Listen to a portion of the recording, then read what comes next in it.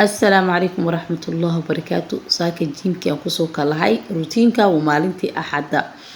سو إيقو قاطع دي أو محالة هاي عن إسدابا مريم مالمها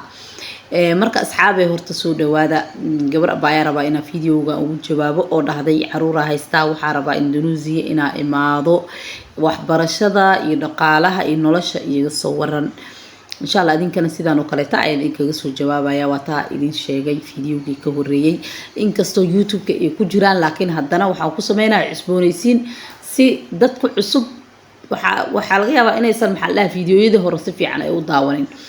marka gabadhan waxay leedahay ciyaal haystaa waxa rabaa Indonesia ina imaado aan processna maxallaha aan qaxootiga u soo socotaa tabcan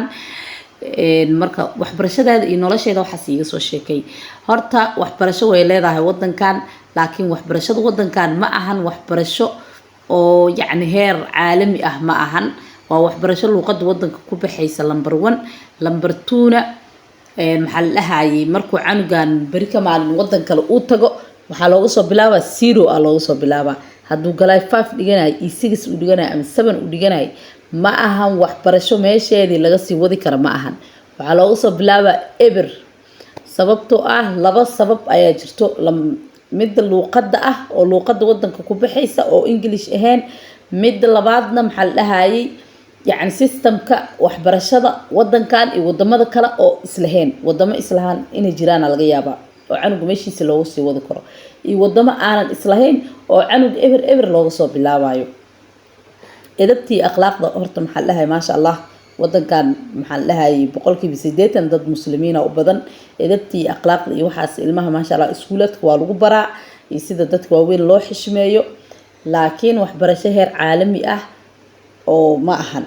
waa ku meel gaar inta wadankan uu canugan uu joogo waa iska mashquul isla la dhihi karaa ilmaha in lagu sii mashquuliyo dhaqankana ay ku sii bartaan inay meel fariistaan in waxbarasho ay jirto inay sii bartaan waaye mid ku xigtana waxa waaye waxbarashadan lacag miya mise lacag ma ahan free waaye iskooladka dawladda ee ciyaalka dhiganayaan waxaana ka mas'uula UN-ta in ay maxaa la dhahay ciyaalka ay geyso taas maxaa la dhahay processkaas UN-ta soo dhamayso xagga UN-ta laga xiriira canugaada waxbarasho haduu gaaray oo hooyada ay ka codsatay UN inay waxbarasho u geeyo kadib iskooladkan ay maxaa la dhahay ay geysaa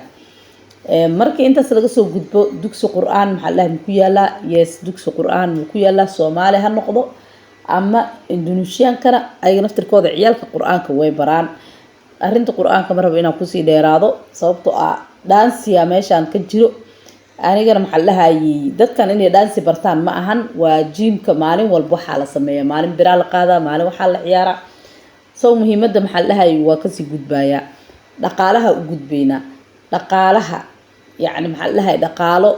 oo familiga sooyadaas iyo ciyaalkeeda ku filan ma yahay 100% ma ahan dhaqaalahaas waa kaalmaati inkastoo qofka bini aadanka sidoo noloshiisa u xakameeyay ay tahay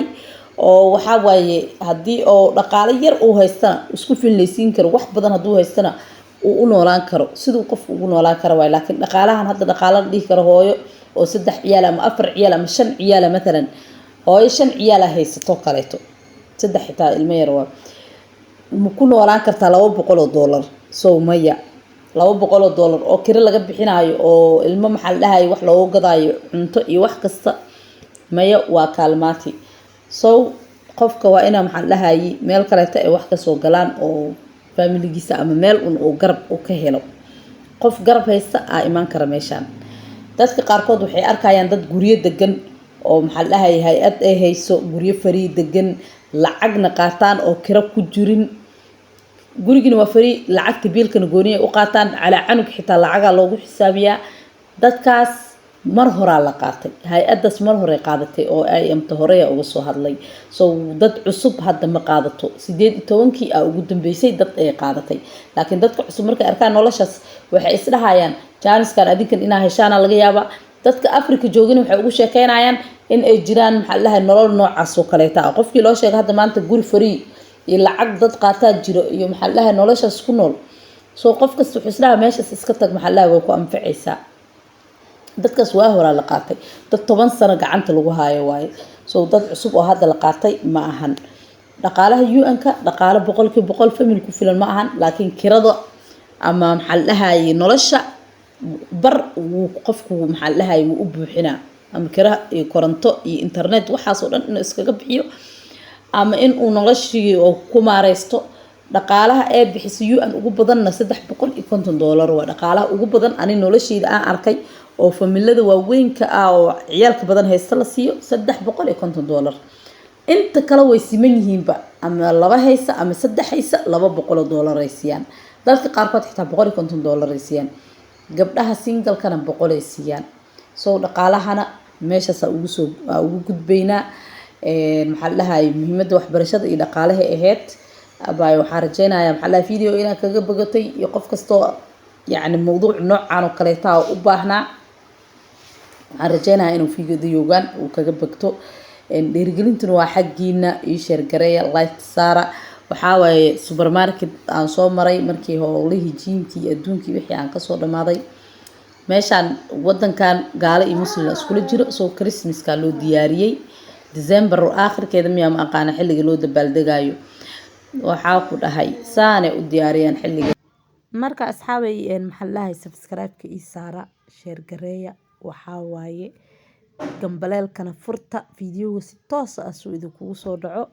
sharaf iyo karaamo korkiina ha ahaato.